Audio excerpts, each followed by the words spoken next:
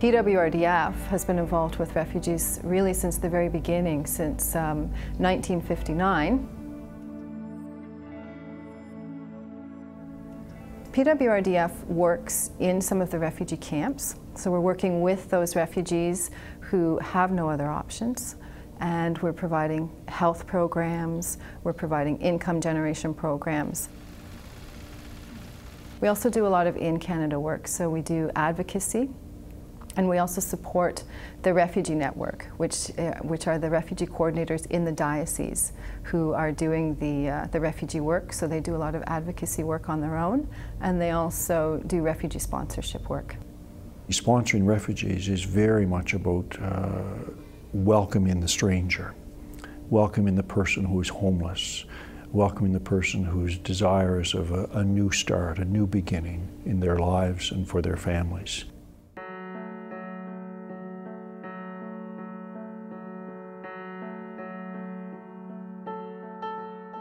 I couldn't leave myself and leave my children because they were also subjected to the same type of abuse I was in.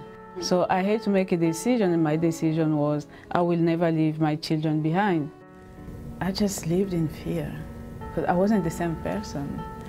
And I was aware I will lose my mind one day, you know, but it's just prayer. Prayers all the time. I was really quite overwhelmed by Annie's story. I think the pivotal moment for me was when she said, I had nothing left. All I had left was my faith in God and my hope for a miracle.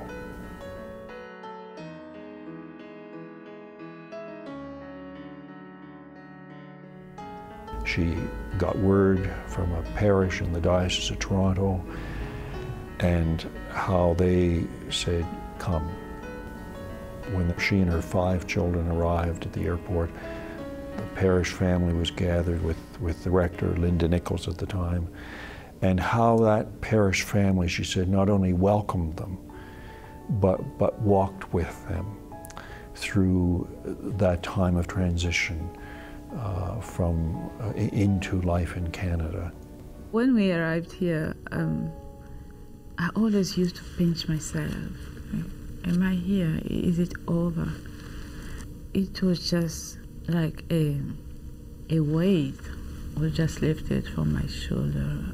I felt so tired. But I really felt so good. Like for the first time in 20 years, I really felt good. I like, oh, this is over. So like a nightmare that will never end. Is this possible? It was like a dream.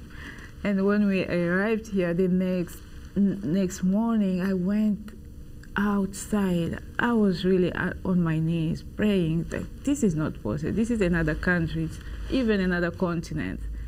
So far from him. No.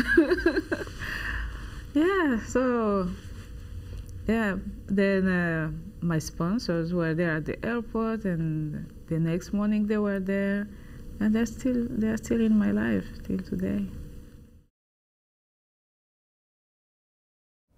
Some people who come into Canada as refugees have been in camps for up to 14 years. I met a family in Winnipeg last fall, and that was their story. They were just so grateful to the cathedral congregation in Winnipeg for having made the effort to bring them to Canada. And when they told me they'd been in a refugee camp 14 years, waiting and hoping that there would be an opportunity for them to reestablish themselves in a peaceful land, I mean, it's pretty humbling. There are lots of problems here in Canada, but if you really think about the problems that we face as individuals, as the church, as communities, and then you really take a look at how people are living in refugee camps overseas, not just for a day, not just for a week, but as I said, sometimes for decades. They're living in refugee camps. Children are born in refugee camps. They have no options. They can't leave. We can do it. We absolutely can do it if we put our minds to it. If we really want to reach out and to change a life, knowing that we may be the only hope for that refugee family. We can do it.